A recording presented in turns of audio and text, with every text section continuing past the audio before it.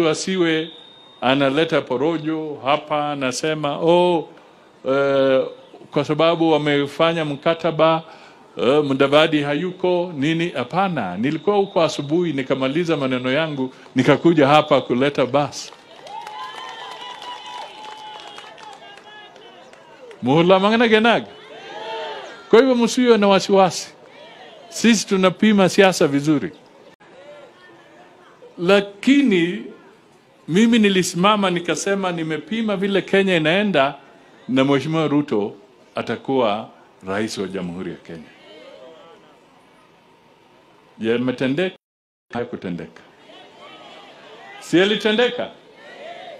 Na nikawaambia kwamba haya maneno tutaenda huku, lakini tena mtaona tukifanya nini? Nilitabiri ukweli ama nilitabiri uongo?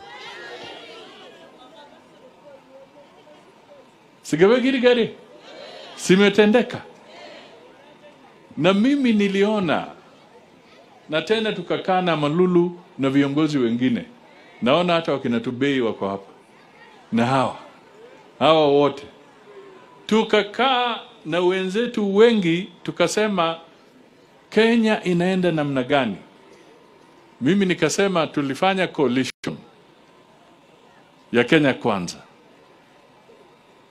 Na hata kuunda hiyo jina Kenya Kwanza ilitokea kwetu kwa ANC. Hiyo ndio mkiona hiyo message ya Kenya Kwanza, the people who registered that name Kenya Kwanza ni sisi. Ma ANC alafu ndio ikakuwa coalition yetu ikishikanisha UDA, Ford Kenya nani, lakini wenye kusajili jina Kenya Kwanza ni sisi. Niliambia watu, nikaambia wenzangu, tukae gangari na chonjo. Tujipange mapema. Sasa tukasema tunataka tutoke kwa hatua ya coalition. Yani ANC, UDA coalition na Ford Kenya. Nikawaambia sisi sasa tuende hatua.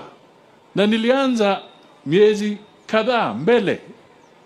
Kwa sababu nilikuwa tena nimetabiri, nimeona kwamba tukichelewa, nimeona mtindo wa ODM, watu wa ANC tutachelewa, hawa watu wataingia na wataingia kwa hiyo nyumba na mtashangaa mlikuwa mnafanya nini. Sasa mimi nikaambia ndugu zangu, let us now move beyond that. Na ndio kwa sababu tukaweka mkataba ya kusema sasa ANC ina merge na UDA tukue chama kimoja. Sasa wakifanya negotiation Nairobi vile wamekuwa wakifanya, sasa badala ya sisi kukaa kando kando, sisi tunakaa upande wa UDA, tuna negotiate na ODM. My friend, tulikuwa tumeona. Kwa hivyo nikapanga watu wetu, nikawaambia muingie mapema, sisi tuwe upande huu. We should not, tusiwe watu wa kucheza tukifikiri kwamba hii ni mchezo.